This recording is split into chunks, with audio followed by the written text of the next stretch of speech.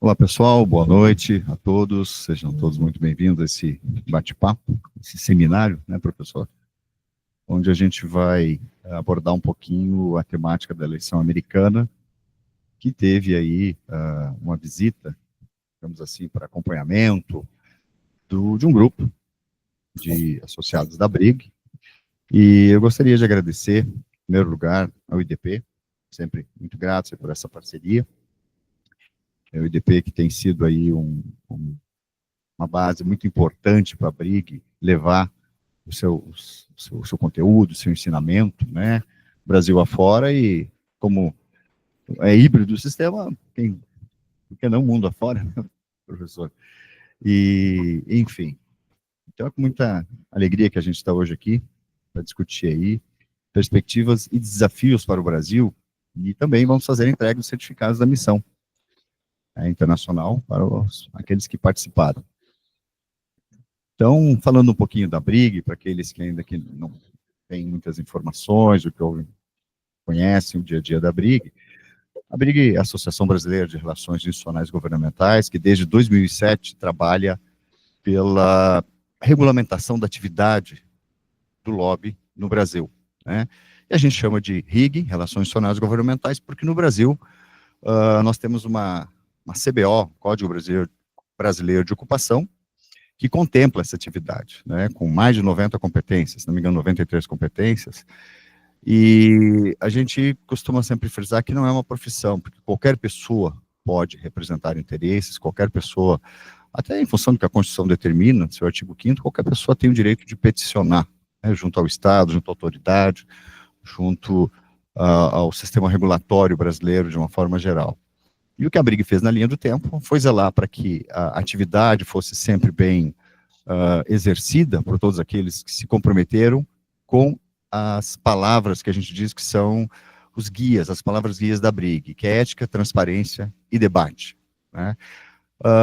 E com o tempo a BRIG foi também entendendo da sua importância como uma entidade que precisava trabalhar pelo aperfeiçoamento profissional dessa categoria, né, de profissionais, de grupo de pessoas que vêm de diversas profissões. Eu mesmo sou contador, temos engenheiros, temos cientistas políticos, advogados, internacionalistas, enfim, pessoal da área da comunicação. Então, esse é, digamos assim, a grande riqueza da atividade de RIC, é que você simplesmente dá voz e ajuda a organizar um conjunto de ideias ou de sugestões para que você leve de forma transparente, né, para o debate junto ao setor público. A gente entende que essa é a melhor forma da gente sempre ter uma norma, uma lei, uma regra à disposição da sociedade. Ou seja, ela precisa ser bem discutida, todas as partes precisam ser ouvidas, e essa discussão, enfim, precisa ser transparente, precisa ser levada ao conhecimento de todos, né? Essa é digamos, a regra básica, para que se tenha segurança naquilo que se busca como uma norma que vai nos reger no dia a dia. Eu queria agradecer, em primeiro lugar, ao Eduardo Faye, que não está agora aqui com a gente, mas que foi quem ajudou a organizar esse evento. Eduardo Faye é vice-presidente da BRIG, diretor de comunicação e também diretor executivo da entidade. E é uma das pessoas mais empenhadas e voltadas para toda a área de formação profissional da BRIG, de todos os nossos cursos, inclusive do curso de extensão, que a gente hoje realiza em parceria com o IDP e que vem sendo um grande sucesso. Primeiro de muitos, né, professor? Apresentando então aqui, começando, vou pedir na verdade que todos se apresentem, acho que fica melhor, fica até mais simpático, mas é importante a gente frisar que o nosso desafio hoje aqui é falar da importância desse tipo de missão que nós realizamos há cerca de um mês atrás, né, professor? Cada um vai falar um pouquinho da sua experiência, da riqueza que foi dos encontros, dos debates, inclusive participamos de uma mesa de debate muito interessante num instituto importante americano, onde nós falamos um pouco da situação do Brasil, né, de como está o Brasil hoje, do ponto de vista econômico, social, regulatório. Então, eu vou pedir que cada um se apresente e a gente, na sequência, começa esse bate-papo. Professor Márcio, por favor.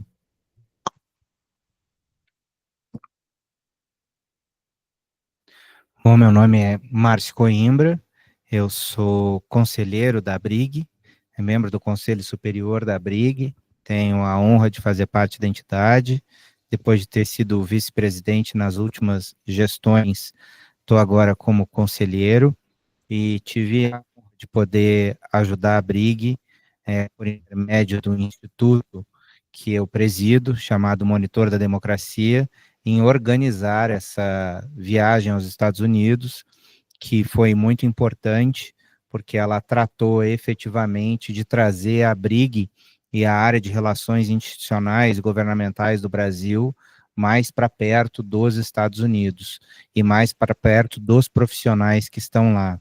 Então, como um dos objetivos, um dos pilares da ABRIG é a capacitação, né? Afinal de contas, nós estamos aqui num seminário onde a gente está tratando de capacitação, é a ideia de nós levarmos profissionais que trabalham e que passam o seu dia a dia aqui no Brasil a conhecer como é o dia a dia de profissionais na área de lobby também nos Estados Unidos. E foi importante porque nós tivemos pessoas de diversas frentes, não só de consultorias, escritórios, como é o meu caso, que tenho uma consultoria dentro da área de relações governamentais e institucionais, mas pessoas que também são profissionais que trabalham em associações, que trabalham em empresas, que estão iniciando também, queriam conhecer como isso funcionava. Então, eu achei isso fundamental e muito importante. Então, como conselheiro da Briga, eu fiquei muito satisfeito com a iniciativa do presidente Jean de trazer isso, um desafio tão grande, tão profundo no seu primeiro ano de gestão, né? Eu acho que é admirável, porque a gente vê que o nível, a barra está muito alta, né? Está muito alta tanto na capacitação, com a parceria com uma instituição como o IDP, do porte do IDP, como a gente está vendo aqui, vivenciando aqui, as pessoas que estão estudando aqui, e também o porte de missões internacionais, ou seja, a barra foi bem alta e ela foi completamente atingida nesse primeiro ano de gestão. Então, como membro do conselho superior, eu aplaudo a gestão executiva da BRIG, que tem feito um trabalho formidável e espetacular, e eu acho que está no caminho certo e tem tudo para isso crescer, se fortalecer e se consolidar no segundo ano de gestão.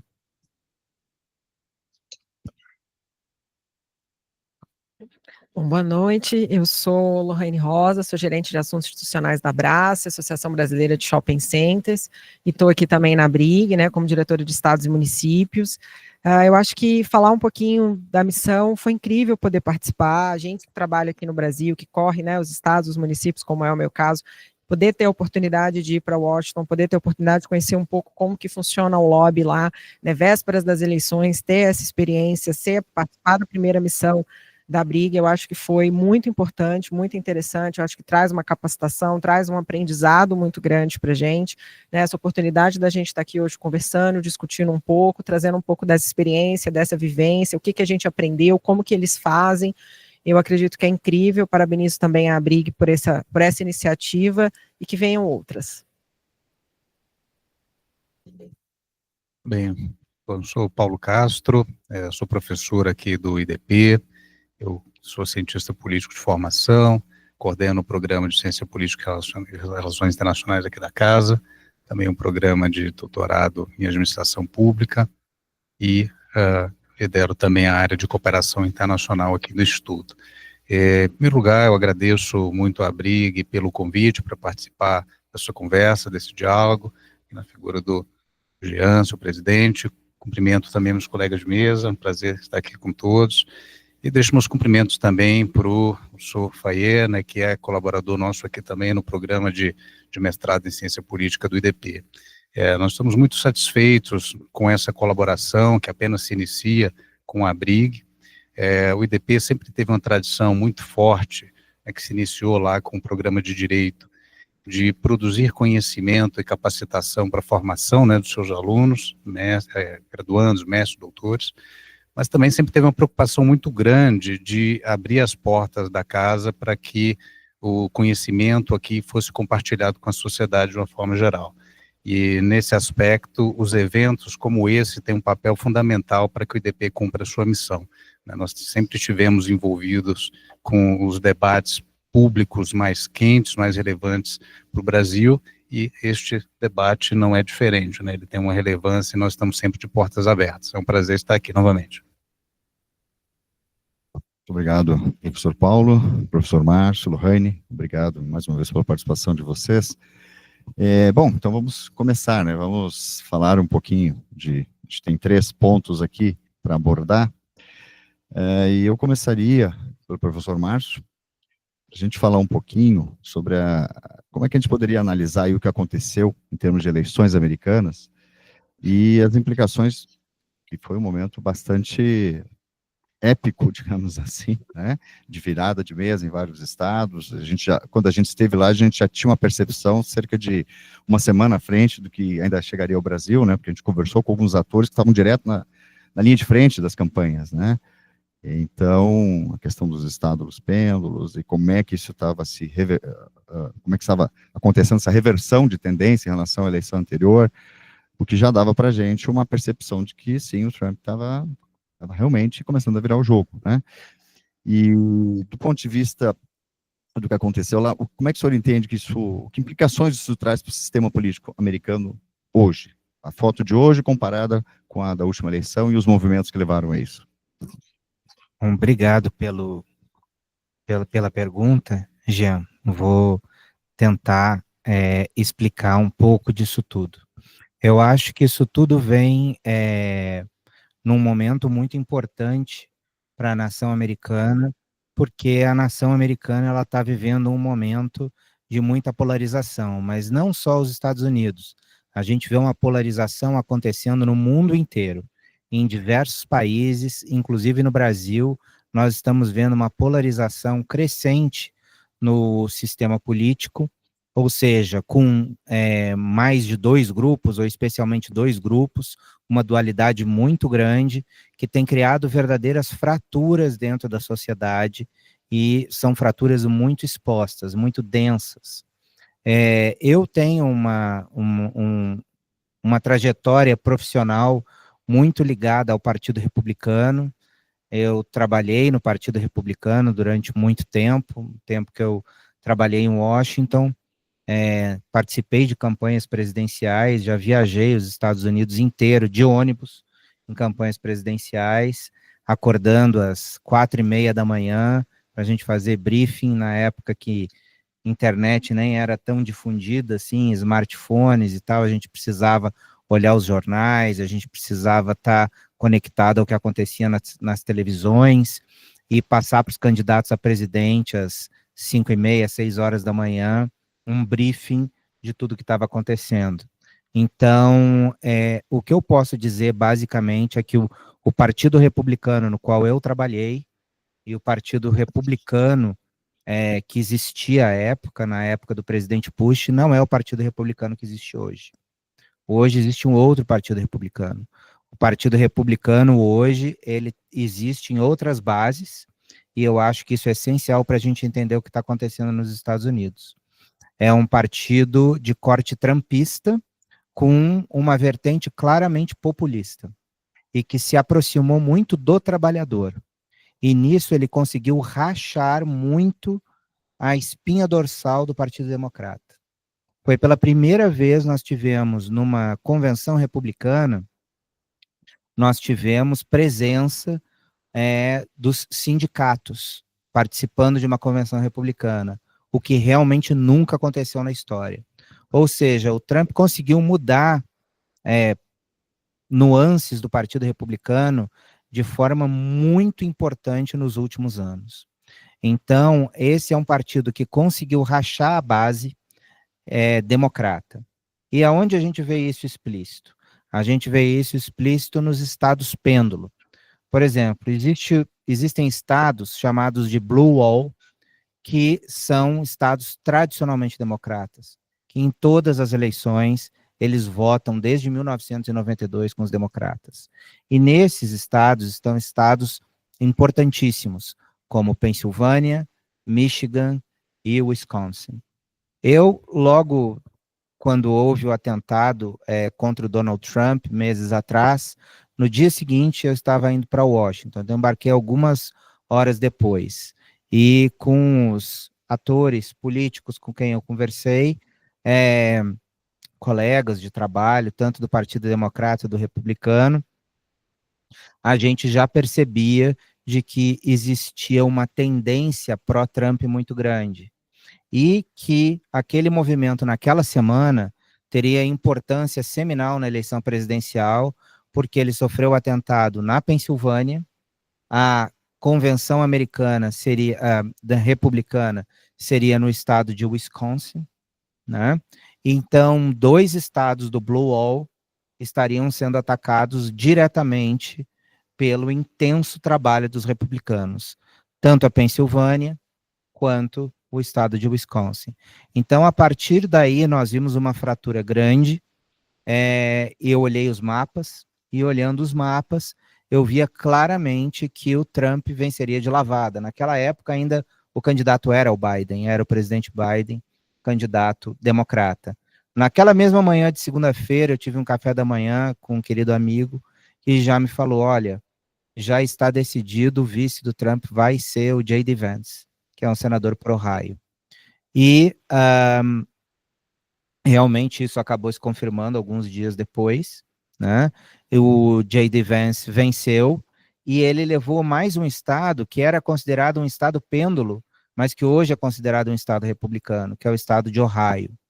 E na primeira conversa que nós tivemos com o grupo que viajou a Washington, eu falei para todos vocês, vejam a resposta de Ohio. O resultado de Ohio vai ser o resultado da eleição. E realmente foi mais uma vez isso que aconteceu. E a gente viu também outros estados, que são estados pêndulo, penderem para o lado republicano de uma forma como a gente nunca tinha visto. Como, por exemplo, a Pensilvânia. Muito se falou na Pensilvânia que eu sempre fui um dos que disse que para onde iria pender a Pensilvânia, penderia a eleição nesse ano. E o que pouca gente entende é que a Pensilvânia, você tem 2 grandes cidades, né?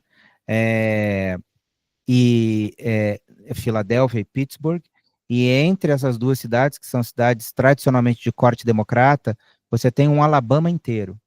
Então, se você vê o mapa hoje da Pensilvânia, você vê 2 pontos azuis, que foram os votos da vice-presidente Kamala Harris, e o resto ele inteiro vermelho, ou seja, ele é inteiro republicano.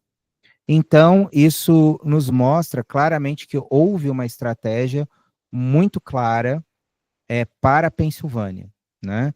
E eu também levei o grupo para conversar com um dos conselheiros políticos sênior do presidente Donald Trump, e ele disse que realmente a estratégia deles estava plenamente funcionando, que especialmente na Pensilvânia isso estava tendo muitos resultados. Ele nos explicou um pouco da estratégia que estava sendo feita nos grassroots, nos locais, e realmente como isso deu resultado.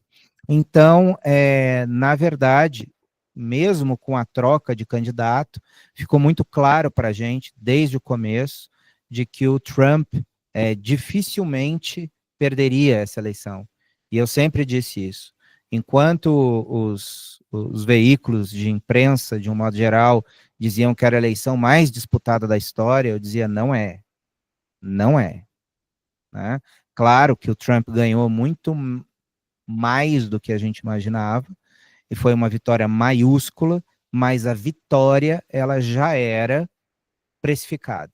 E nós voltamos, o nosso grupo voltou de lá com essa certeza, e eu fiquei muito contente com isso, porque você vê as coisas em loco, é muito diferente de você ouvir de um outro país realmente o que está acontecendo.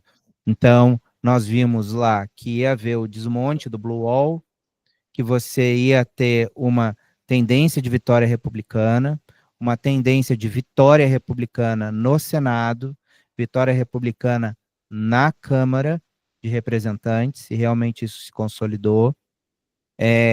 Uma vitória maiúscula entre os governos de estado em disputa, dos 11 governos de estado em disputa, os republicanos ganharam em 8, né? E mais do que isso, hoje emerge como uma grande liderança do Partido Democrata o governador da Pensilvânia e a governadora do Michigan. É o Josh Shapiro e a Gretchen Whitmer, são 2 nomes que, a partir de agora, são candidatíssimos a liderarem o Partido Democrata, e eu suspeito que foram 2 governadores que não trabalharam tanto pela Kamala Harris, porque poderiam ter entregado 2 vitórias essenciais, mas se ela fosse eleita, eles iriam para o fim da fila e poderiam só ser candidatos daqui a 8 anos, né? Então, me parece que eles preferiram um candidato que poderia ficar 4 anos no poder e eles poderiam disputar com um novo republicano, porque lembrem-se, o presidente Trump não pode ir a uma reeleição, a reeleição dele está sendo agora, nesses próximos 4 anos, então ele pode ter 2 mandatos, segundo a Constituição americana. Esses 2 mandatos podem ser consecutivos ou não. Então ele está concluindo, ao final de 2028, ele vai estar concluindo este segundo mandato. Então, ele não pode ser candidato. Então, os republicanos terão que encontrar um candidato, que pode ser o vice, J.D. Vance, é o nome mais natural, né?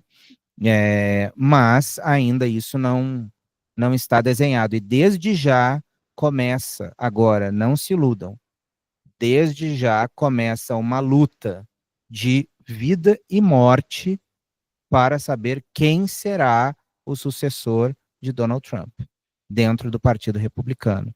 E provavelmente esse sucessor vai disputar as eleições ou com o atual governador da Califórnia, ou com o Josh Shapiro, governador da Pensilvânia, ou com a governadora do Michigan, a Gretchen Whitmer.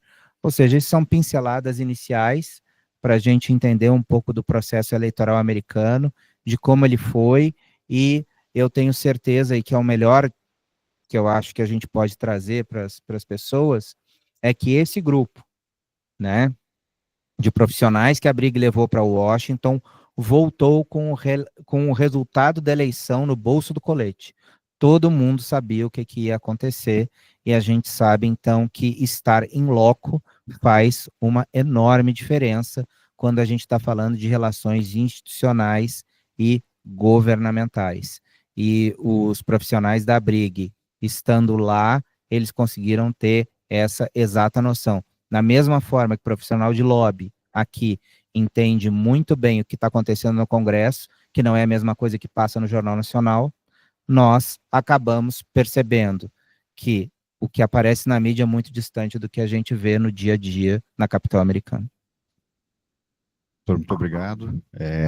Acho que o senhor conseguiu sintetizar aí a riqueza que foi, né, que foram esses dias, esses encontros e esse aprendizado. Eu gostaria, pessoal, de passar agora direto a palavra ao cientista político Jorge Misael. E aí, Jorge, eu vou pedir que você fale um pouquinho, como todo mundo se apresente. Ele está com a gente online, tá, pessoal? E já siga também com as suas considerações a respeito aí do resultado das eleições americanas e como você vê esse desdobramento de agora em diante na política americana. Então, por favor, prazer ter você com a gente aqui. Jorge Misael, cientista político e cofundador da Meta Política. Fique à vontade de falar, por favor. Presidente Jean Carlos, demais amigos de mesa, Lohane, Márcio Coimbra, professor Paulo, primeiro parabenizar a Brigg por essa realização, o IDP pela co-realização, dizer que é um motivo de muita gratidão para mim ter recebido esse convite. Eu organizei aqui uma apresentação rápida para passar e para também poder compartilhar com vocês esse olhar também em termos de coloração sobre o que nós acabamos de ver no mundo, né? Eu estou falando agora diretamente de Lisboa, onde eu cumpro algumas cadeiras no meu doutoramento, e aí já fica a primeira recomendação: jamais tentem compatibilizar uma carreira acadêmica com atividade executiva em nenhuma empresa, porque acaba sendo exaustivo, desgastante, você vai passar muitas horas morando em avião, e tem sido basicamente essa minha tarefa ao longo dos últimos meses, e será assim também ao longo dos próximos anos. Então, parabéns por quem conseguiu compatibilizar, e para quem não iniciou, não inicie. Vou colocar aqui um slide na tela para a gente seguir essa conversa.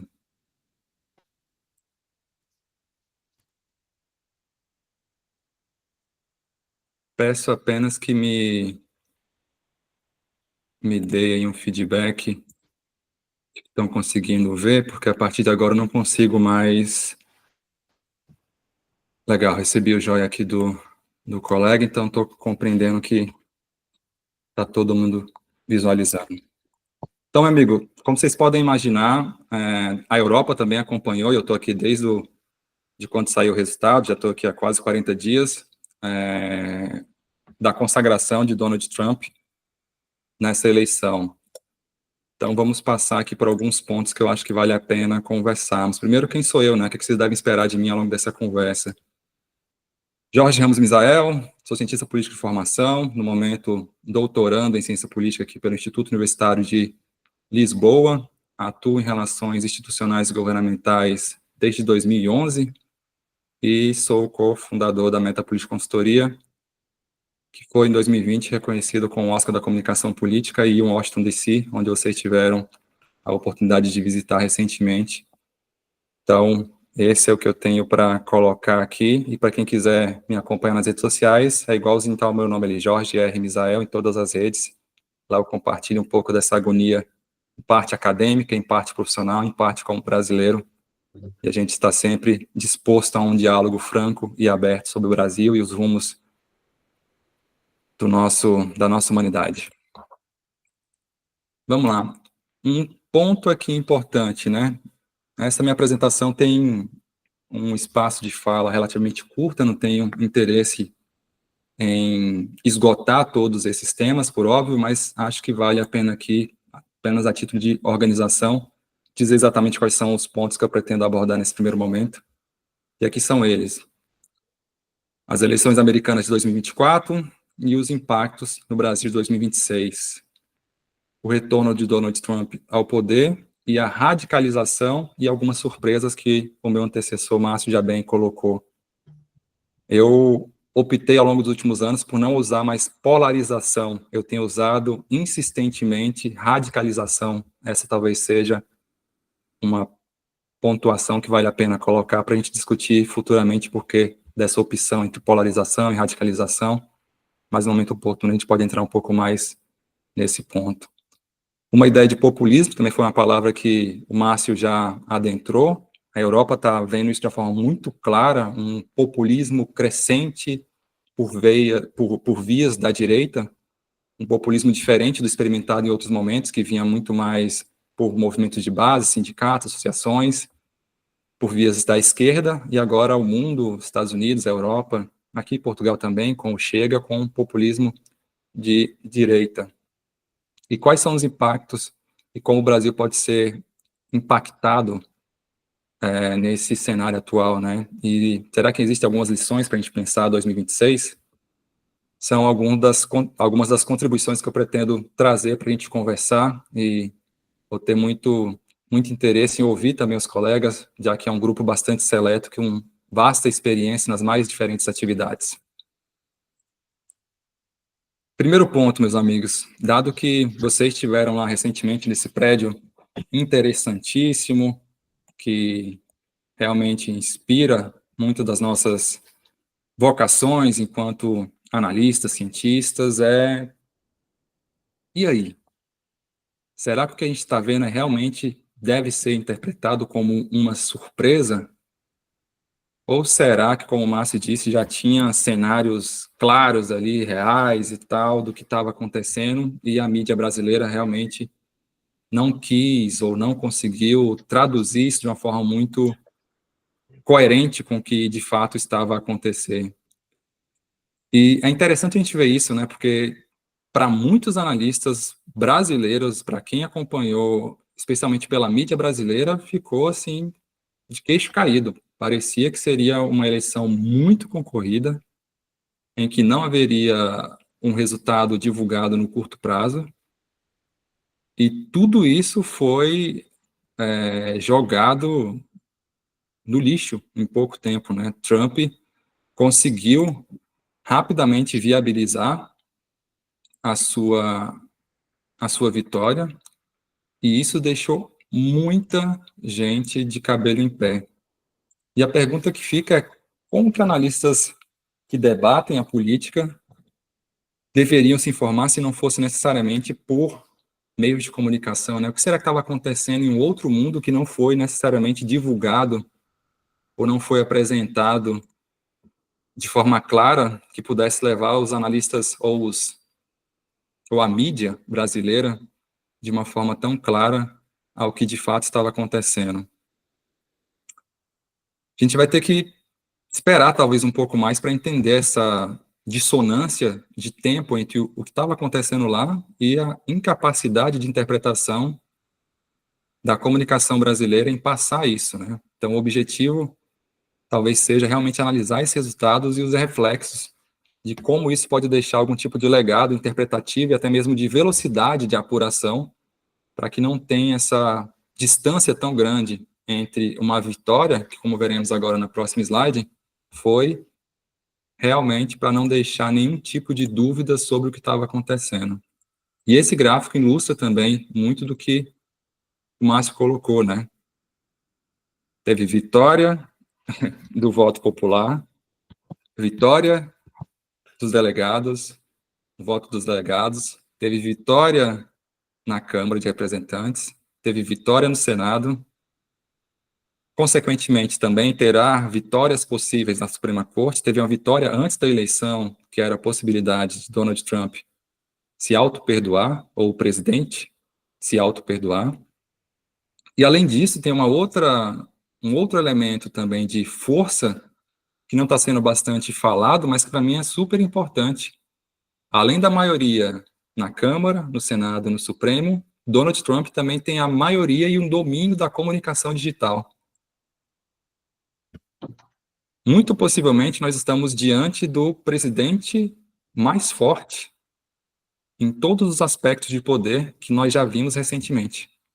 Como eu disse, ele tem força no executivo, tem força no legislativo, tem força no judiciário e tem força também na sua comunicação digital, especialmente pela atuação de Elon Musk, como vocês sabem, dono do Twitter e do X, mas também porque Donald Trump engaja com muita força e muita energia os eleitores e os seus interessados de uma forma muito sinérgica por meio das plataformas digitais. Ele tentou lançou, parou a sua própria plataforma, mas não há nenhum político nos Estados Unidos que consiga motivar tantas emoções como Donald Trump consegue e tem conseguido fazer isso ao longo dos últimos anos. E claro que isso também gera um conjunto de elementos pretéritos à eleição, né? Estava lendo nas últimas semanas antes do resultado, e tem um analista chamado Alan Lichtman, que ele acertou 9 das últimas 11 eleições americanas. 9 das últimas 11. E ele errou essa. Ele apostou na Kamala Harris. E quando ele errou, claro que toda a academia, toda a mídia e os grupos do candidato vencedor, Donald Trump, foram para cima dele com críticas viscerais, dizendo que o modelo estava ultrapassado, que não tinha como prever de uma forma tão errada, especialmente ele, que é um especialista, e como eu disse, mais de 85% de acerto ao longo dos últimos 40 anos de acompanhamento da eleição americana. Como é que ele poderia errar naquilo que, como o Márcio disse, já estava tão tangível para quem vivenciava e quem acompanhava isso de dentro dos Estados Unidos? Então, ele recebeu essa crítica toda da academia, da mídia, da imprensa, dos políticos. E, para mim, ainda assim, alguém que acerta 9 de 11 cenários tem que ser acompanhado e aplaudido, inclusive por seus oponentes, concorrentes, porque é um resultado espetacular. Além do Alan Lichtman, eu também coloco aqui a citação do Fukuyama, que ele disse que Trump não tem condição de ser presidente de nada. Fukuyama também é um analista social, economista bastante respeitado no mundo acadêmico, tendo passado pelas principais universidades do país, e ele, muito enfático antes do resultado eleitoral, e depois ele repetiu a dose e falou que não tinha condição de exercer a governabilidade. Agora eu me pergunto, diante de todas essas condições que nós colocamos aqui, controle da Câmara, do Senado, do Supremo, das formas de comunicação atual, como é que Trump não tem condição de ser presidente de nada, assim? Eu fiquei instigado a pensar e coloco essa pergunta para a gente continuar a conversa depois, no momento oportuno.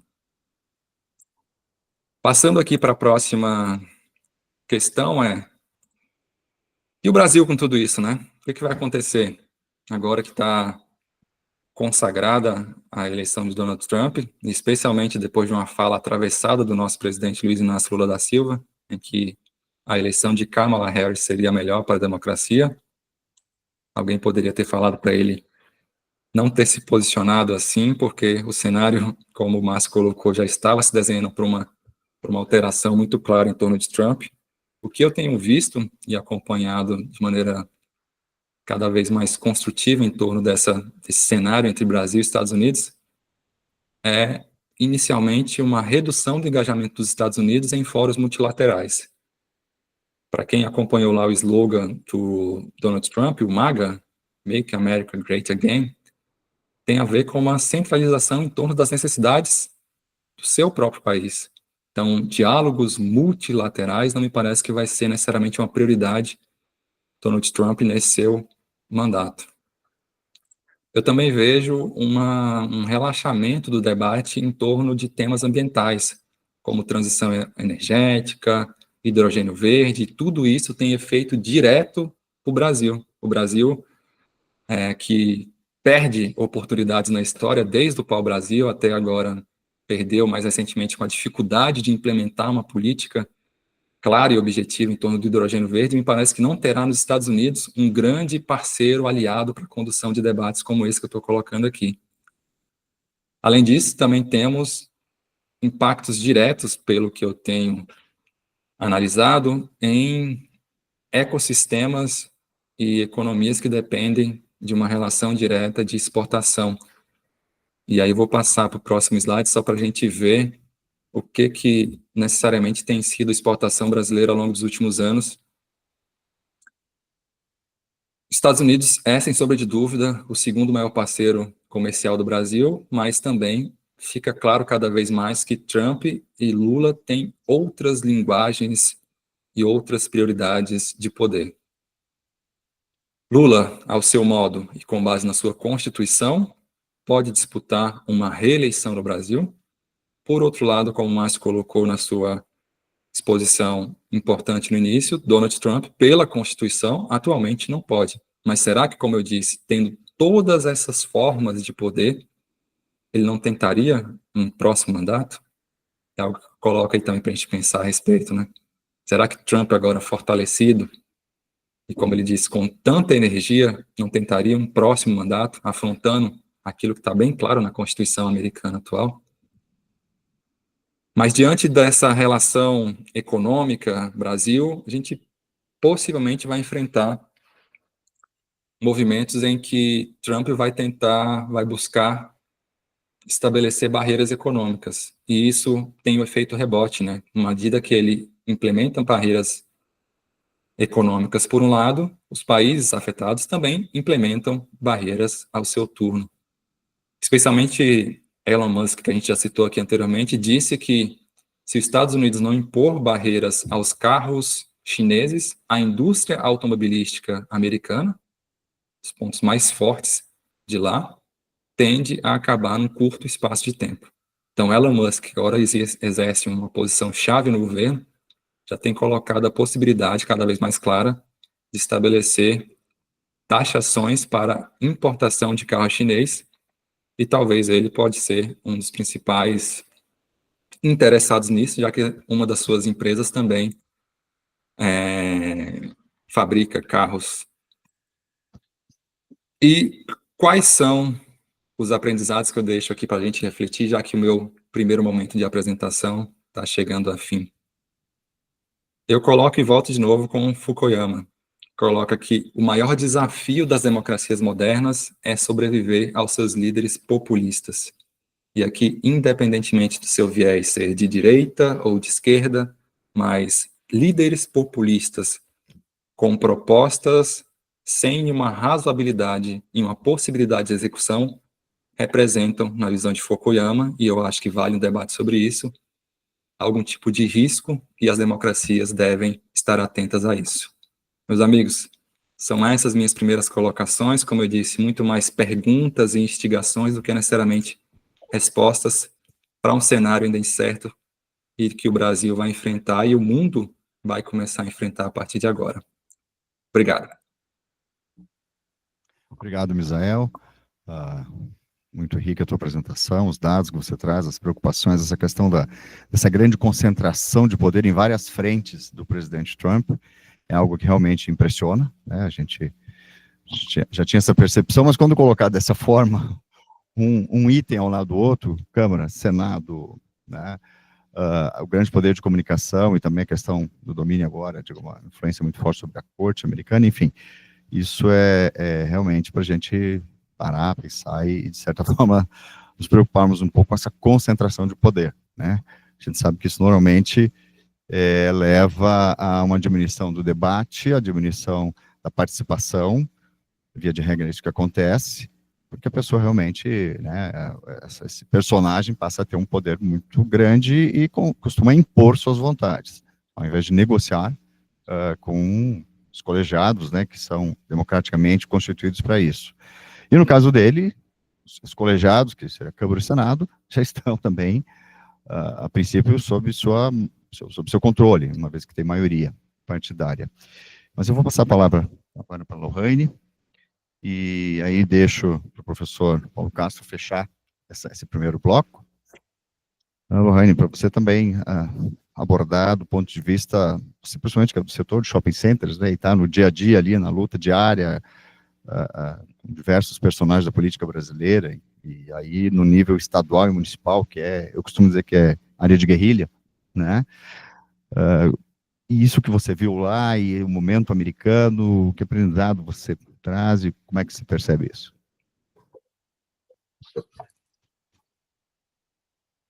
Bom, vamos lá então, né? Eu digo que trabalhar em estados e municípios é um grande desafio, a gente que roda o Brasil, né, entender como isso funciona, e foi um aprendizado muito grande, porque eu volto dos Estados Unidos entendendo um pouco como que eles fazem isso, né? Não é só o que acontece na capital, mas também o que acontece nos outros estados, como é o lobby, como que ele é feito, né? Muito parecido com o Brasil, com o que a gente faz também, a gente trabalha federal, estadual e municipal.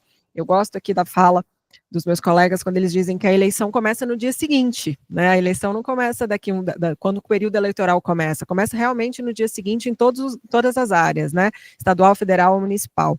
Então foi bem rico, eu voltei de lá muito contente e feliz de saber que muita coisa é parecida e que a gente tem muito a aprimorar e entender ali qual é a atuação de cada profissional, seja no ponto focal, seja local, seja estadual, municipal, e como que eles desenvolvem isso, né, para criar ali uma política pública, para levar ali uma importância em um material interessante para o decisor, né. Mas falando aqui um pouquinho sobre esse cenário, né, alguns pontos que eu trago aqui para a gente avaliar. Realmente o Trump, ele virou o super Trump, né? Ele é o super Trump, então ele realmente tem um poder muito grande agora, nesse momento. A gente tem que avaliar, tem que entender como que isso tudo vai acontecer agora. Eu tenho também que ele tem algumas falas e alguns pontos que eu acho que são interessantes para o Brasil. Por exemplo, ele é um cara que traz muito a questão da segurança nacional, ele vai focar muito na questão da imigração ilegal, esse é um ponto que ele já vem falando, já vem batendo muito nisso.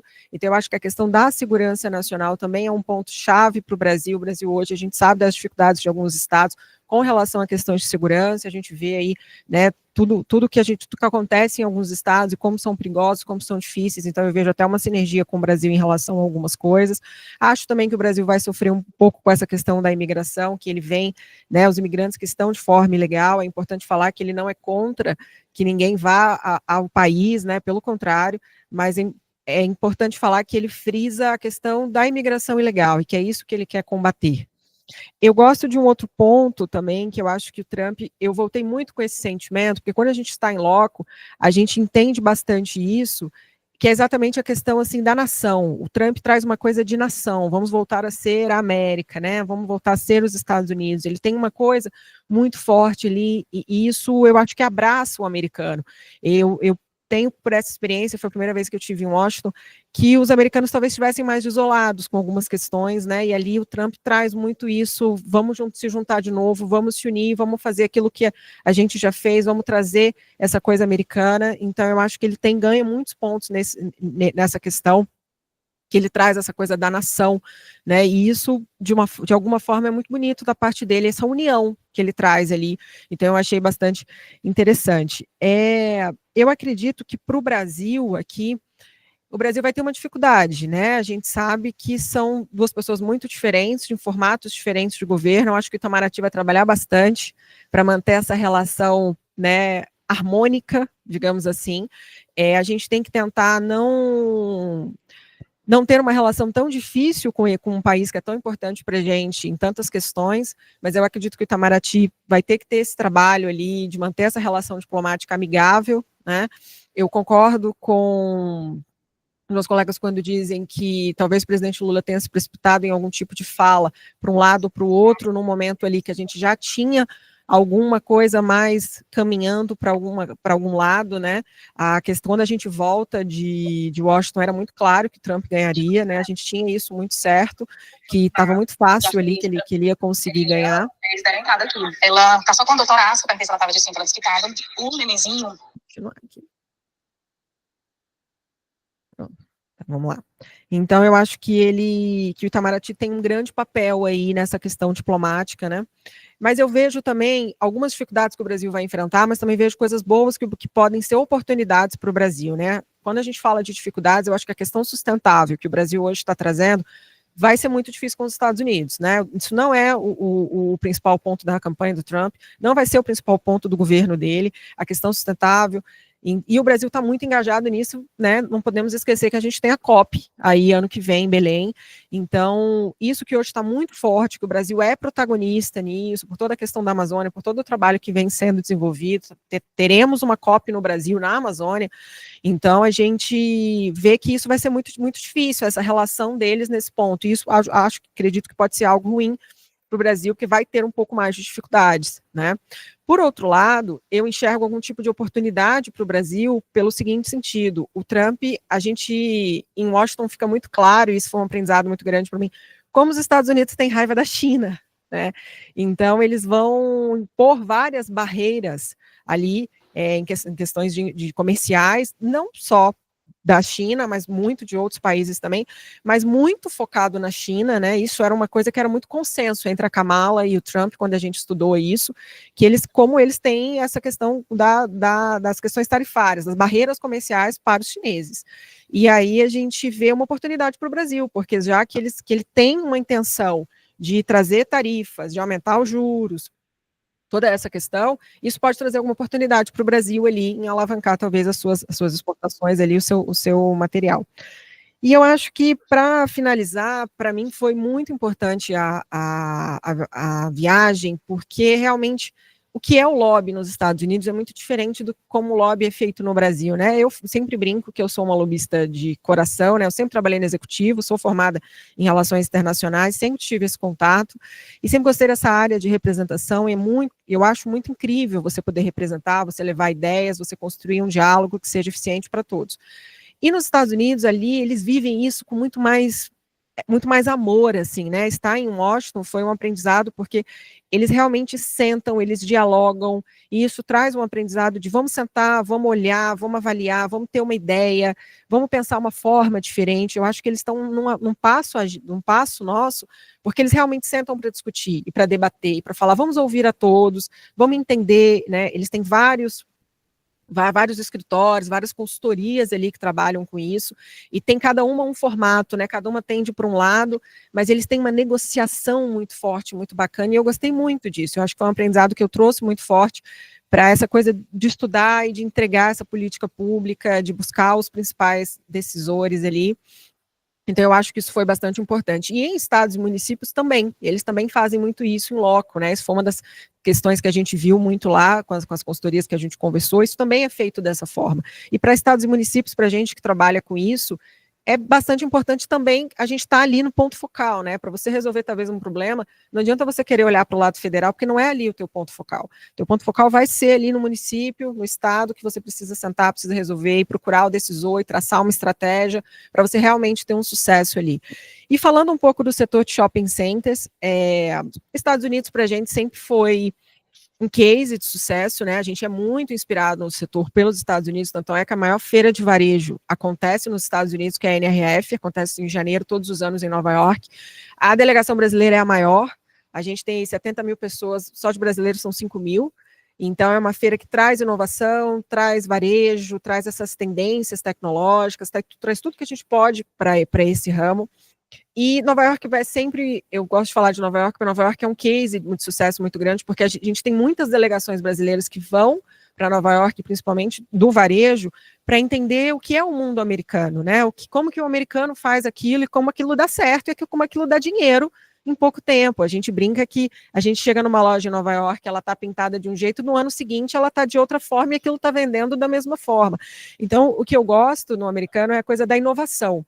Eu acho que eles têm uma inovação, não tem medo de inovar, não tem medo de mudar, né? Eles estão sempre buscando uma coisa da tecnologia.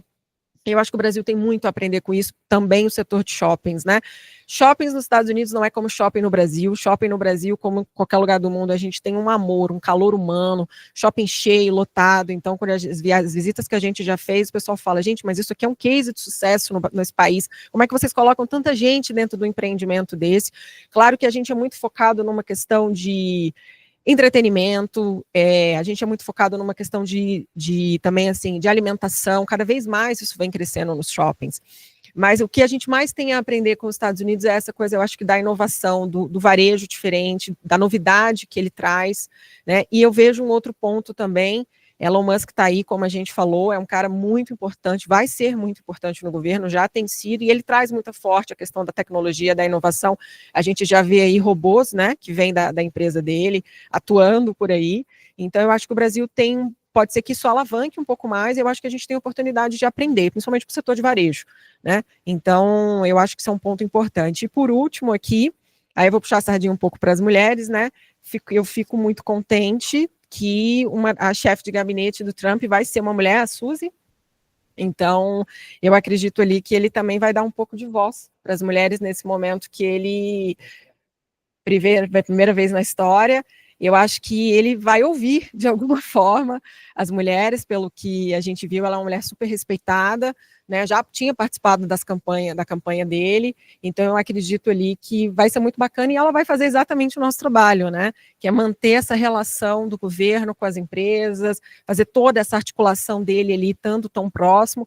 A gente sabe que o Trump é uma pessoa de uma personalidade peculiar, né, não tenho a oportunidade de conhecê-lo, mas imagino que sim. Então, eu acredito ali que vai ser bem bacana, eu fiquei bem feliz quando a gente teve essa notícia, então eu acredito que ele até está dando um espaço também para esse lado e que ela vai ter um papel muito importante aqui para terminar a minha fala. Obrigada.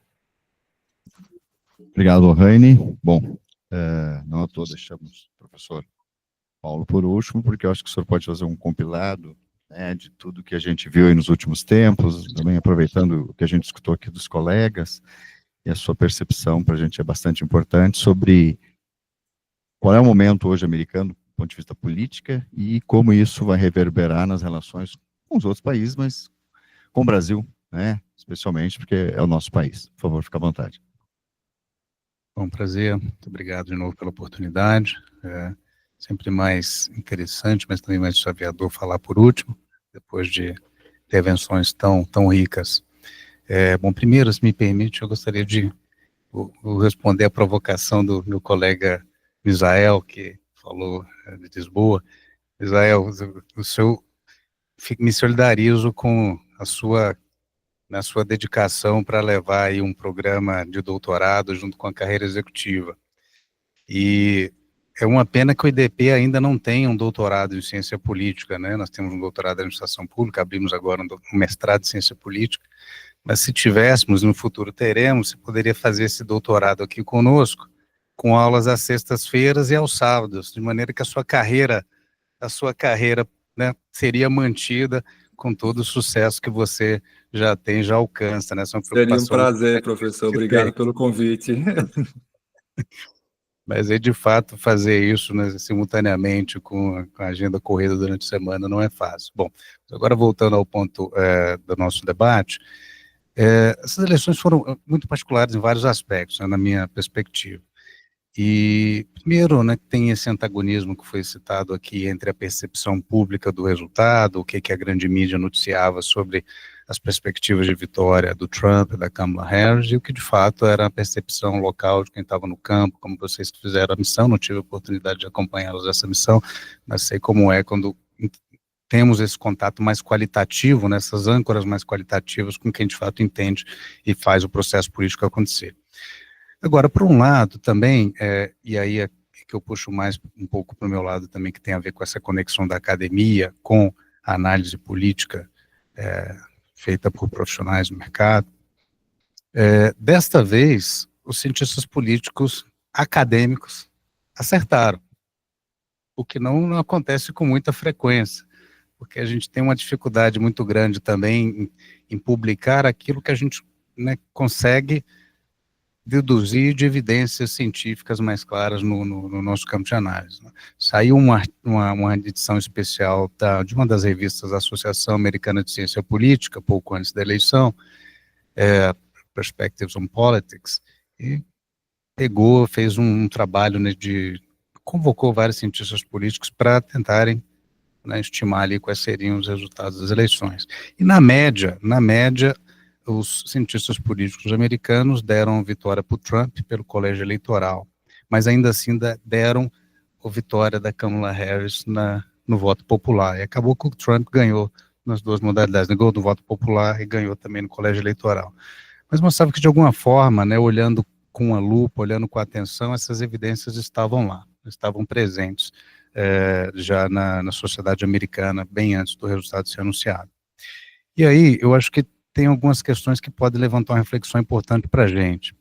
A primeira que eu gostaria de mencionar é o quanto essa vitória foi uma vitória do Partido Republicano, né, o Márcio falou disso antes, e o quanto essa vitória foi uma vitória do Trump. Eu acho que não é a mesma coisa. E eu tenho lido, acompanhado, né, a cobertura da pós-eleição, de que esse seria um fenômeno muito mais ligado à figura do Trump do que propriamente ao Partido Republicano. Pela personalidade do Trump, pela polarização, radicalização que ele gira, pela capacidade de mobilizar o empresariado que ele tem, pela capacidade, enfim, todas as características que conhecemos. Mas aí eu acho que é importante olharmos também para outras evidências que me fazem acreditar que essa foi sim uma vitória do Partido Republicano e não apenas do Trump.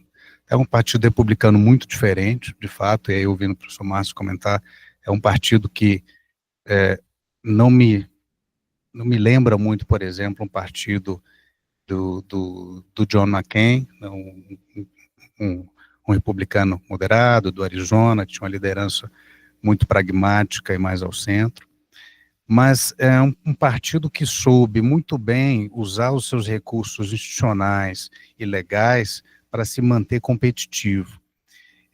Porque quando nós olhamos que essa polarização, na verdade não é polarização, mas esse bipartidarismo americano, né, sempre ocorreu, o Partido Republicano, ele tem, numericamente, menos filiados do que o Partido Democrata.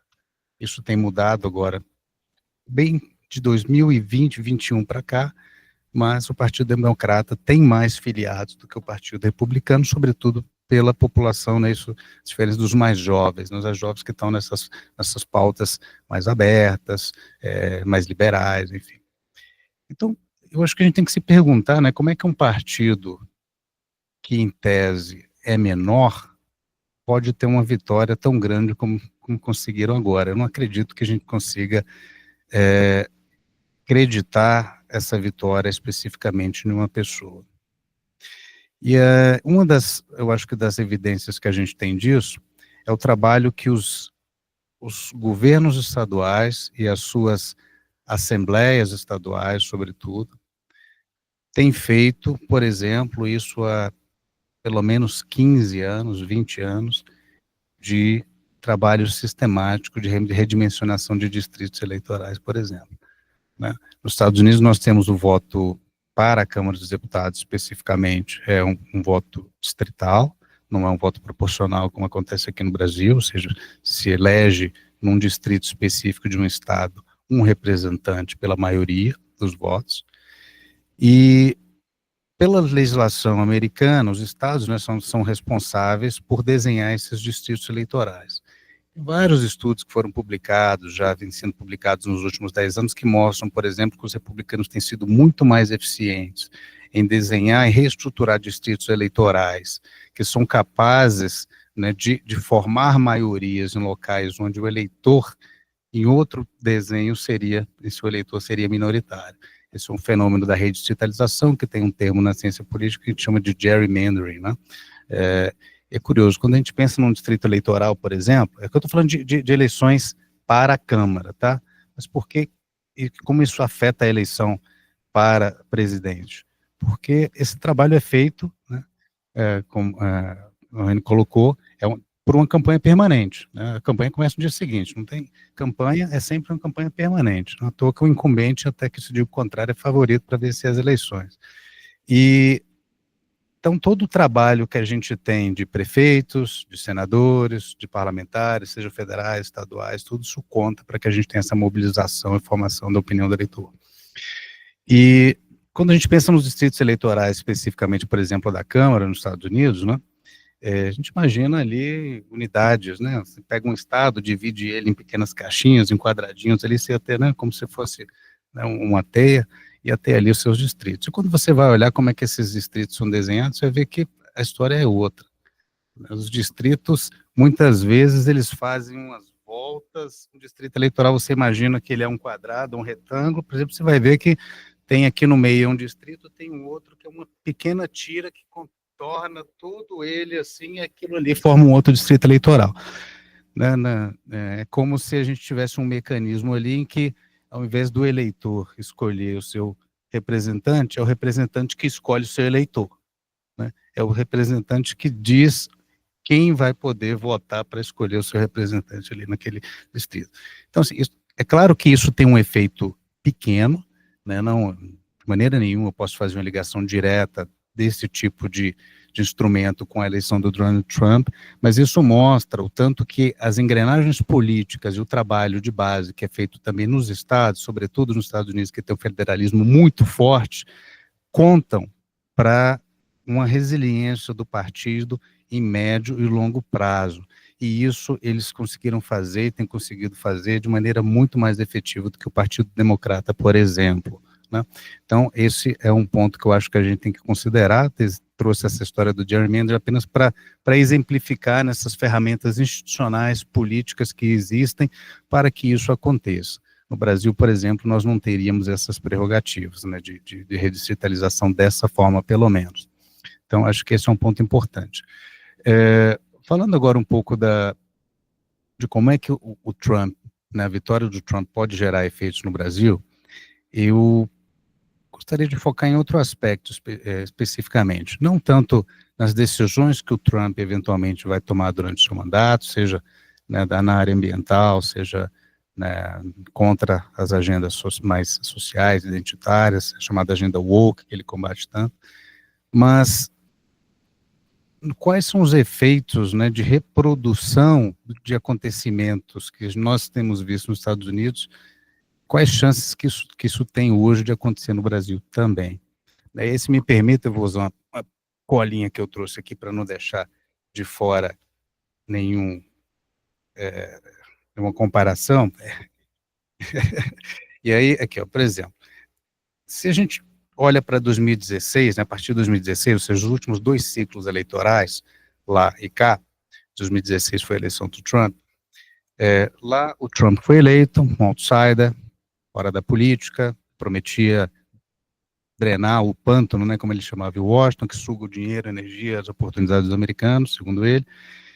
E 2 anos depois, se elege aqui no Brasil o Bolsonaro, que não era bem um outsider, né, porque tinha 2 décadas de mandato parlamentar na Câmara, mas em termos de política executiva era um outsider, nunca teve uma participação relevante em política executiva, ou em cargos de fato de, né, em gestão e produção de políticas públicas, ou alocação de recursos diretamente. Com essa mesma postura, embora sendo de dentro da política, de ser um outsider também, que ia chacoalhar o mundo político aqui no Brasil. Isso é um fenômeno que a gente não viu só nos Estados Unidos, nem no Brasil, mas em boa parte do mundo. E, bom, em 2020, né, passamos por pandemia, vou fazer um pulo grande agora.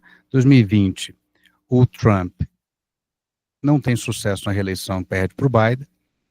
Aqui, 2 anos depois, o Bolsonaro perde a eleição para o Lula. Né? Uma mudança ideológica lá, também uma mudança ideológica aqui. Logo depois dessa derrota lá, o Trump contesta os resultados das eleições, né? Ele lá vai dizer que houve fraude na contagem dos votos, na contagem manual dos votos, dos ballots. 2 anos depois, Bolsonaro contesta a derrota, que contesta o resultado das urnas, no caso aqui do Brasil, as urnas eletrônicas, não os ballots manuais, mas as urnas eletrônicas. Como consequência lá, isso aumentou essa polarização, essa radicalização, como disse o Misael, e transformou, instrumentalizou muito mais essa polarização política numa polarização social também, que levou as pessoas às ruas e culminou no 6 de janeiro, no January 6, lá, né, que foi a invasão do Capitólio, nos Estados Unidos. Adivinha só, 2 anos depois, aqui no Brasil, nós tivemos o nosso 8 de janeiro, decorrente de uma mobilização também que não aceitava o resultado das eleições aqui no Brasil.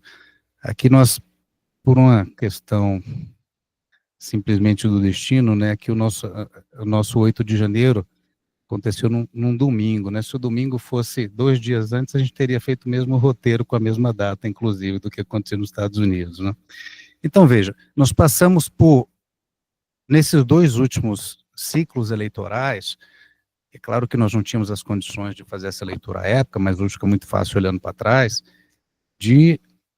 não é nem de uma reverberação do que acontecia na política americana para a política brasileira. A gente estava vendo, de fato, era uma antecipação do que ia acontecer quase da mesma forma. Mas a partir de 2023, eu acho que para a gente agora, isso é o que importa mais para essa discussão de hoje, eu não acredito que nós estejamos, né, com esta sintonia, né, com essas frequências conectadas e alinhadas, né? Isso porque a maneira como as nossas instituições brasileiras reagiram a isso tudo, e as instituições americanas reagiram, foram muito distintas. Tá? De maneira que, na minha perspectiva, nós já temos demonstrações de que provavelmente caminharemos em termos políticos de uma maneira um pouco mais divergente do que caminhamos nos ciclos eleitorais passados com esse alinhamento. E a primeira amostra disso foi a forma como a Suprema Corte dos Estados Unidos, por exemplo, garantiu o direito do Trump de se candidatar, e assim ele se candidatou, venceu a eleição, estamos aqui nesse seminário hoje, e aqui no Brasil o Bolsonaro foi condenado pelo Tribunal Superior Eleitoral e se tornou inelegível da segunda ordem para a eleição de 2026. Então esse foi o primeiro, vamos dizer assim, a primeira dissintonia, né, que a gente teve aí, essa primeira ruptura de uma sequência de acontecimentos no mundo político que nos colocava, né, a reboque do que acontecia no hemisfério norte, especificamente nos Estados Unidos. Mas outros sinais começaram a aparecer também. Se o Trump venceu a eleição lá, e isso provavelmente vai intensificar ainda mais a polarização política durante esse próprio mandato, as eleições municipais no Brasil mostraram para a gente agora, pelo menos numa indicação, mas uma indicação contundente, de que a gente pode estar caminhando no Brasil para um arrefecimento da polarização no sentido de eleger representantes de partidos ou de tendências mais extremas. Então aqui venceram o PSD, venceu o MDB, venceu o PP. Né? Uma presença muito forte ainda da direita, mas uma direita que parece mais moderada, em tese, pelo menos. Vamos ver quando assumirem, né, o poder e começarem, de fato, a exercer as suas funções. Então, se lá a gente tem um cenário de polarização que parece que vai se intensificar. Aqui no Brasil, neste momento, eu tenho minhas dúvidas de que a gente vai seguir o mesmo caminho de intensificação da polarização eleitoral.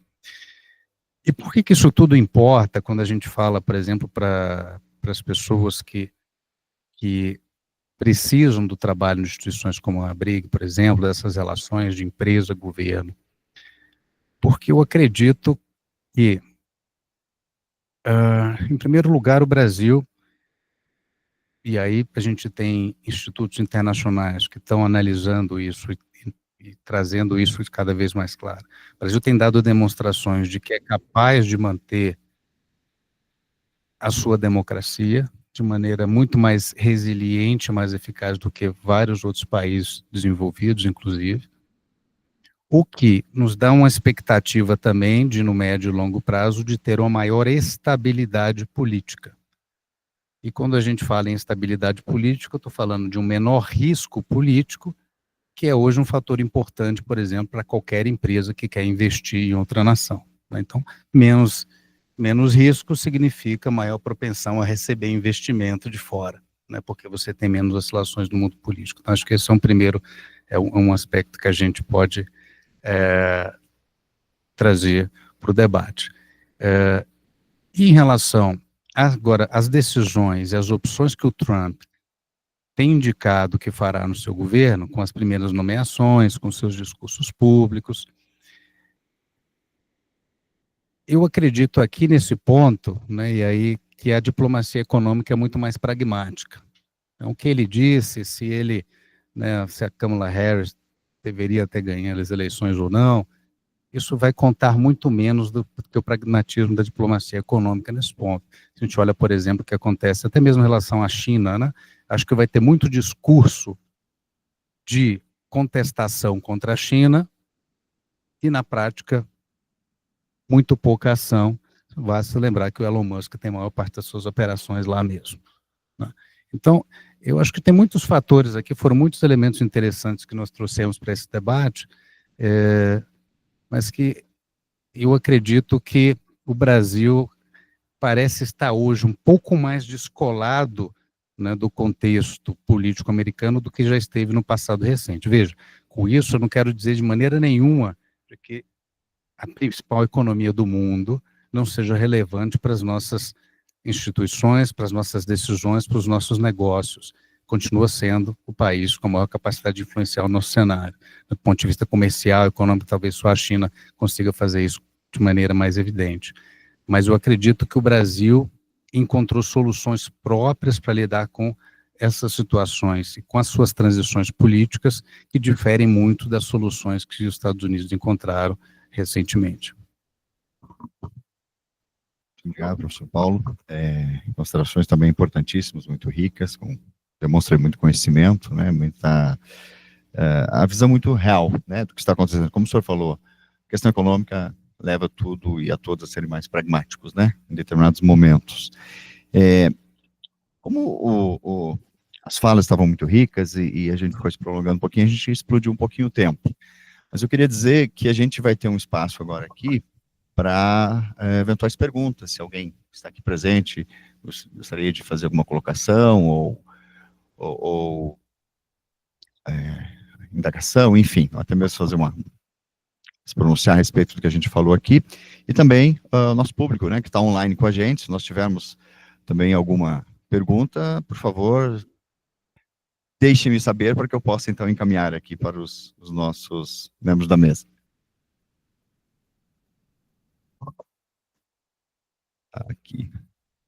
Murilo, por favor, Murilo, está com a gente aí desde o início, né, desde onde a gente começar, estava até conversando, né, Murilo? Obrigado pela tua audiência e, por favor, fica à vontade.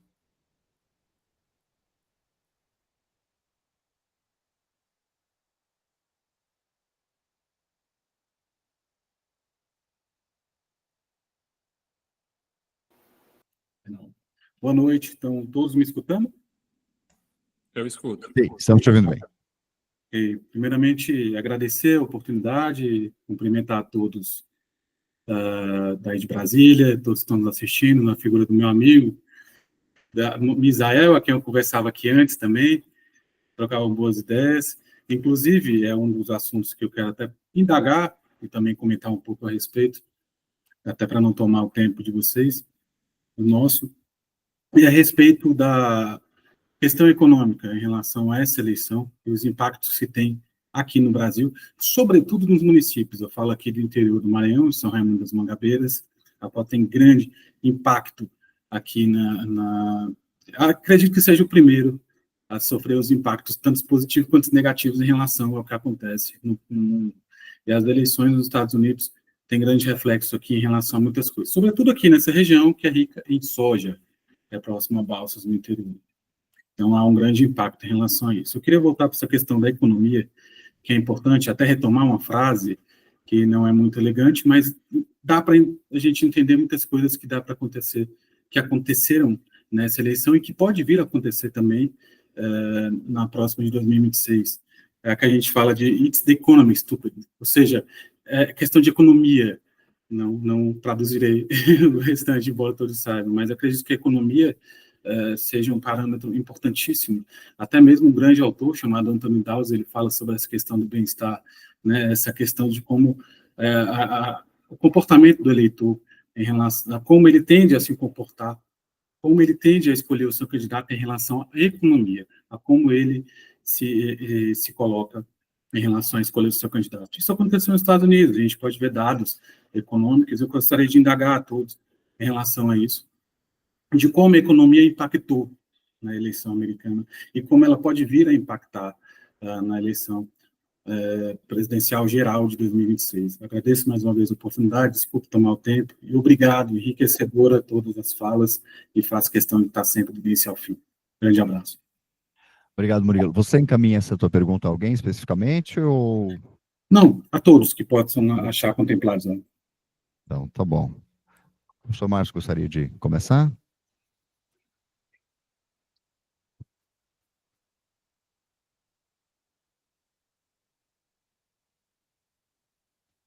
Bom, a pergunta é excelente, né? Não sei se eu sou a pessoa mais indicada, né, da mesa para responder, mas eu acredito que os americanos, eles acreditam muito no poder da economia e das trocas, e eu não acredito que possa ter qualquer retaliação econômica em relação ao Brasil. Os americanos são muito pragmáticos, então acredito em business as usual, com o Brasil, nada muda, e aí fazendo um gancho, especialmente com o que nós vivemos na nossa missão, né, que eu acho que é muito importante, nós tivemos com o Brasil US Business Council, e realmente a expectativa deles é essa, de nenhuma mudança, então a gente está falando com o principal think tank que faz o diálogo entre as grandes empresas multinacionais brasileiras nos Estados Unidos e americanas no Brasil. Então, a expectativa deles é que tudo continue da mesma forma, mas eu acho que, aí puxando um pouco da sardinha da economia para a política, eu acho que a gente precisa se atentar a indicação mais importante que a gente teve para o Brasil nesse momento, que foi a Secretaria de Estado. A Secretaria de Estado vai ser do senador Marco Rubio, né, senador da Flórida, um senador muito ligado ao tema da América Latina, um senador de origem cubana, e um senador que tem grandes chances ainda de ser presidente dos Estados Unidos.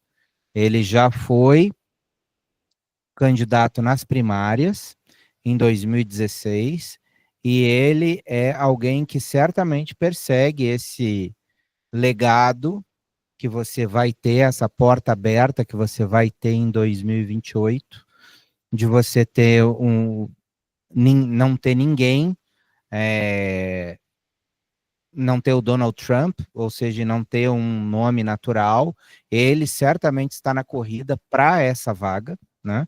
E ele tem desafios muito grandes, que são desafios da política externa americana tradicionais, como a gente conhece China, Rússia, Israel, agora a guerra na Ucrânia, ou seja, ele vai ter, se tiver uma boa atuação, um cartão de visitas muito importante.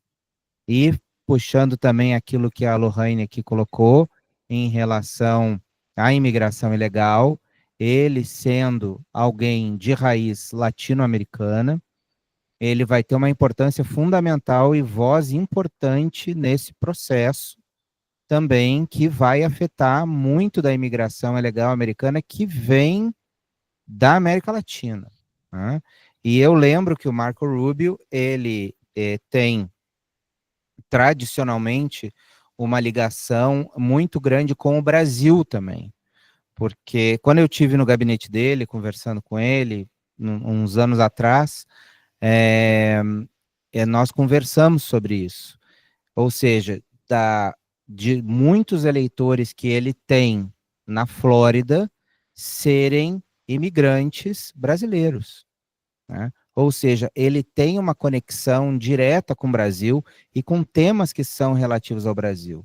Ou seja, nós temos pela primeira vez na história, alguém na Secretaria de Estado que sabe realmente o que é o Brasil.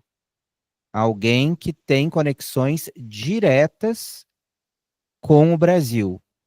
Eu acho que isso é uma vantagem comparativa, que se o Brasil souber usar de forma inteligente, pode trazer muitos benefícios para o nosso país. Agora, depende do Brasil usar isso de forma inteligente, tá? Não nos parece que durante a campanha o Brasil se posicionou de forma inteligente. Mas nós temos, pelo menos, alguém na Secretaria de Estado, agora, alguém que sabe o que a gente exporta, sabe qual é a posição política do Brasil, sabe o que está acontecendo aqui, sabe o peso do Brasil na América Latina, sabe como é que a América Latina funciona. Ou seja, foi uma escolha muito diferente de qualquer escolha que a gente tinha para a Secretaria de Estado no passado. Antes a gente tinha grandes especialistas em Rússia, grandes especialistas em China, grandes especialistas em Europa, e pela primeira vez a gente tem um nome que entende o que significa América Latina e precisa dar uma resposta à América Latina para os eleitores dele na Flórida. Então, quer dizer, eu acho que o Brasil precisa se atentar a isso o quanto antes, se é que já não fez. Misael, você gostaria de comentar também ou responder, de certa forma, a pergunta? Sim, presidente. Se me permite aqui captar, eu estava anotando enquanto o colega fazia a pergunta, e eu compreendo que, para o eleitor, a questão econômica tem dois aspectos, né? Um é plural, enquanto que a economia impacta o todo, e um outro que é singular, individual. Aquilo que é singular está muito relacionado com a sua capacidade de compra e a sua empregabilidade, é individual. Eu tenho emprego, a minha capacidade de compra é maior ou menor do que no governo anterior? É individual. Um outro aspecto que é coletivo tem a ver com a inflação. Isso impacta a vida de todos de uma vez só. E especialmente no caso da eleição recente dos Estados Unidos, a chapa encabeçada por Kamala Harris foi muito impactada por isso, né? A questão da inflação norte-americana foi, sim, na minha avaliação, um decisor também desse ponto de virada, ponto de conexão entre a fala do Trump com também as minorias subrepresentadas nos espectros de poder norte-americano. Porque a inflação impacta um grande coletivo de pessoas de forma direta e relevante. Então, nessa relação, a economia do voto, ou o voto da economia, esses dois aspectos da singularidade ou da pluralidade também tem que ser colocada em perspectivas analíticas. O quanto que o voto impacta a pessoa que está empregada e a pessoa que teve uma elevação da sua capacidade remuneratória de compra, e o quanto que o voto tem impactado, especialmente aspectos econômicos coletivos, como a inflação. E aí, talvez, professor Paulo, essa conexão que o senhor colocou, que agora ficou um pouquinho distante por conta de uma questão institucional no Brasil e Estados Unidos, possa, de novo, fazer uma sincronia, porque o Brasil também passa a enfrentar desafios importantes econômicos agora, tanto em empregabilidade, formalização, quanto também desafios inflacionários. Obrigado, Misael. Lohane, você tem algum comentário que você gostaria de fazer, ou alguma ponderação? Até porque você falou, né, que o Itamaraty vai ter que trabalhar muito nesses primeiros momentos aí do novo governo Trump e da relação com o Brasil. E não vamos esquecer que na era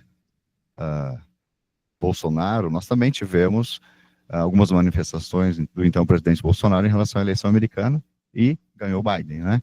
E o Trump saiu, que tese, aliado, amigo. Então, chega a ser, não vou dizer cômico, mas um pouco engraçado como realmente essa questão de você se manifestar a respeito de um candidato, ou a favor, ou contra, pode ser um tiro no pé, né? Quando você está à frente de um país, de uma nação, né? E isso é uma questão que tem a ver com o Estado e não com pessoas, né? Enfim, nós falamos que, de fato, o Itamaraty vai ter que fazer alguns ajustes, mas eu acredito que a bagagem política do atual governo e o Itamaraty estão bem preparados para isso. Sim, eu acredito que sim, acredito que o Itamaraty vai trabalhar bastante, acho que tem bastante desafio aí para manter essa relação comercial, mas eu queria falar, né, do varejo, né, olha, varejo é show me the money, então, para os Estados Unidos, essa relação comercial com o Brasil, falando bastante do varejo, é muito importante, é muito forte, eu não acho que a gente vai ter dificuldades com isso, né, como eu comentei, a NRF é a maior feira de varejo do mundo, a maior delegação é a brasileira, né? Então, assim, é muito forte essa questão comercial, principalmente para o varejo com os Estados Unidos. Existe a Shein, existe a Alibaba, mas não é a questão americana, né? A gente tem uma inspiração muito grande do varejo com os Estados Unidos. Vejamos que quando tem NRF em janeiro, você tem 5 mil pessoas indo dos mais variados setores, né? Para entender ali tecnologia, inovação, compras, o que faz sentido, e aí a gente fala muito quanto que a gente aprende com eles, e por isso que eu acredito que a gente não vai ter dificuldades, pelo menos na área do varejo, por exemplo, economia circular, como que a gente vai aprendendo isso, né? Quantas empresas grandes hoje a gente tem nos Estados Unidos, que tem a coisa hoje que no Brasil a gente vem usando, a coisa do brechó, de você devolver a peça e poder ter desconto para pegar uma ou outra, como isso impacta aqui no nosso negócio, né, a questão dos descontos, né, imagina, quem conhece Nova York em janeiro sabe dos descontos de 70% das lojas, né, então, é também o que acontece no Brasil em janeiro. Então, assim, falando muito do varejo, os Estados Unidos é referência para a gente, não só na inovação, mas bastante na inovação, mas muito nessa coisa da compra, né, de gastar ali, de você ter a coisa do consumo, né, então o americano ele tem isso muito forte, e a gente vê muito isso no Brasil. Claro que shopping hoje no Brasil tem outras questões, uma questão de entretenimento, você não vai só num shopping para comprar, você tem uma questão de segurança, aqui no Brasil tem a questão até do calor, né, então, para regiões aí muito quentes e para o shopping onde tem um ar-condicionado. Mas, assim, a coisa da compra, do outlet ali, que a gente vai 70%, 80%, aquele desespero para comprar, você voltando com 4, 5 malas dos Estados Unidos, isso é muito forte para a gente em alguns pontos aqui no Brasil, e ainda é o que existe. Vejamos outlets, por exemplo, que a gente tem desconto, né? Então, eu acho que para o varejo, eu acredito que continue da mesma forma. Varejo para todos os demais por setores. favor, vamos continuar ajudando Professor o Paulo, mercado. eu estou levando um monte de puxão de orelha aqui do meu professor Fayet, não deixa de estar certo, a gente estourou um pouquinho o horário. Seus comentários, então, em relação à pergunta que veio do Murilo, e aí eu acho que a gente, se alguém tiver mais alguma ponderação, por favor, aí que se manifeste, senão a gente vai encaminhando para a finalização aqui do nosso encontro, mas, Paulo, a palavra final é sua. Muito brevemente, eu acredito, assim como o Márcio colocou, business as usual. Eu acredito que nós teremos impactos econômicos negativos com a mudança eleitoral nos Estados Unidos. E aí, só tocar num ponto específico que o colega fez na pergunta, né, diz que, por exemplo, a soja é muito importante lá no município dele. Estados Unidos, não é o principal comprador de soja do Brasil, por exemplo, onde você poderia se esperar, né, imposição de tarifas, um protecionismo um pouco maior. Em primeiro lugar tem a China, depois a União Europeia, depois alguns outros países específicos, e isso não deve afetar, por exemplo, a nossa balança comercial nessa área, que é importante para gerar, né, a renda, a receita necessária para que as pessoas gastem no varejo, por exemplo, logo em seguida. Então, a minha perspectiva é de que o cenário com a eleição com o Trump não vai mudar esse pragmatismo, não. Obrigado, professor.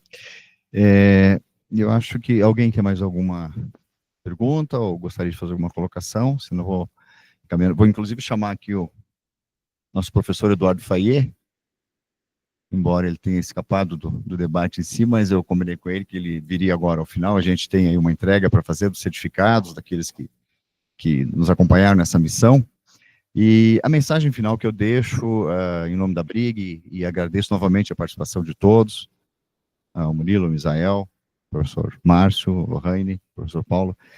A mensagem que eu deixo é que essa missão foi muito enriquecedora, porque ela simplesmente realçou para nós que somos profissionais de relações institucionais governamentais, que na maior democracia do mundo, digamos a mais madura, a gente viu que não estamos tão distantes assim, como a Lohane falou, do que a prática, né, do lobby saudável, do debate, das comissões para você discutir determinados temas, de você trazer atores importantes, pessoas que são especialistas na temática A, B ou C, e isso para a gente fica muito claro no momento que nós estamos passando agora por uma reforma tributária.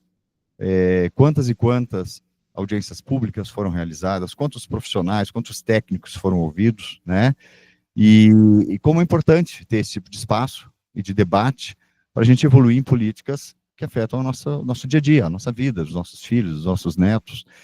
E a atividade de RIG, nesse momento, tanto lá nos Estados Unidos quanto aqui, se mostra muito importante.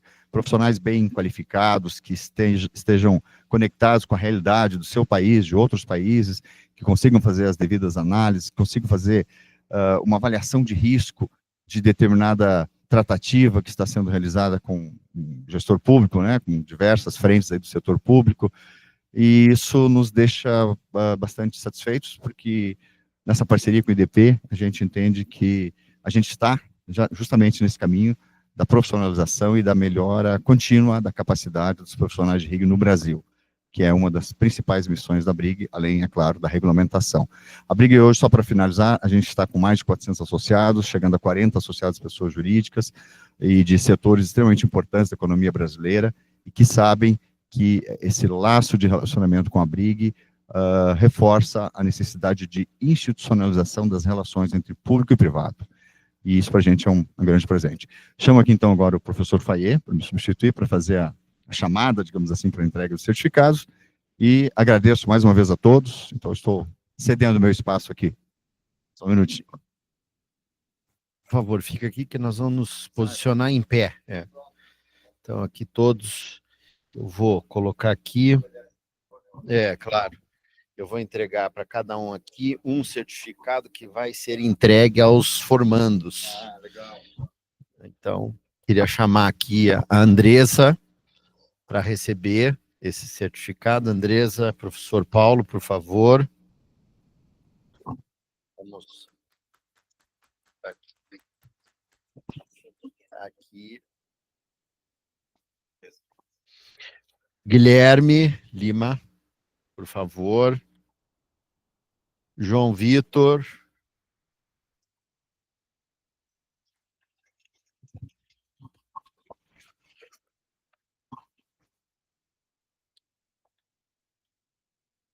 Guilherme, de novo. Esse aqui é do João.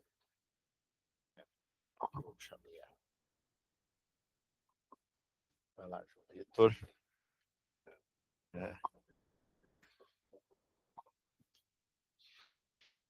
Breno, por favor.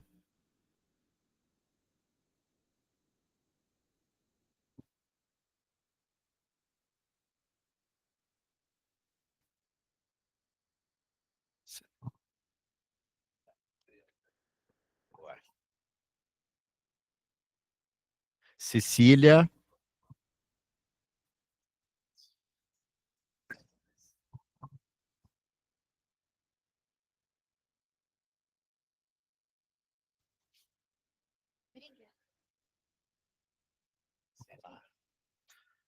Cecília.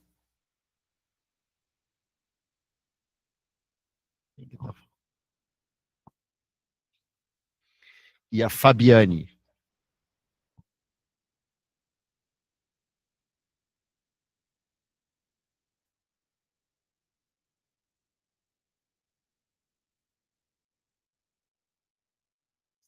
Parabéns.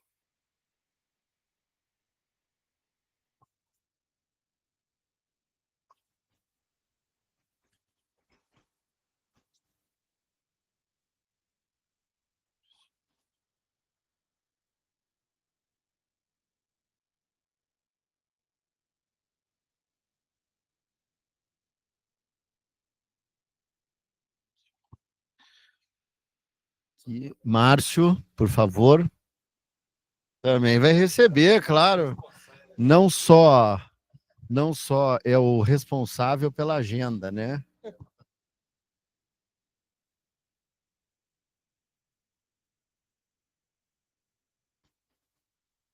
Joia.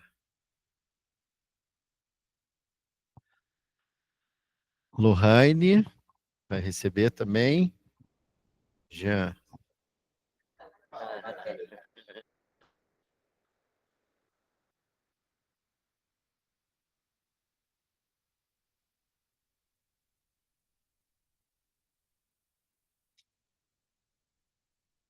Perfeito. E a Lohane entrega para o Jean. Claro, não só porque participou, né?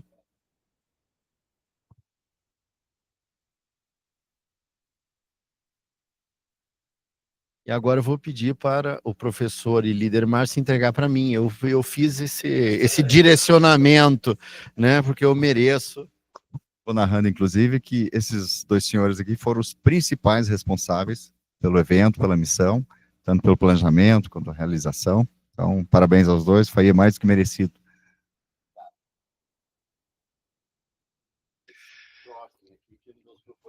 Exatamente.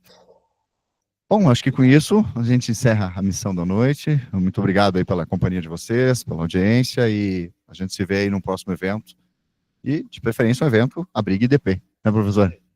Obrigado a todos e também parabéns ao Instituto Monitor da Democracia, que foi responsável aí pela essa missão fantástica. Um abraço a todos, obrigado.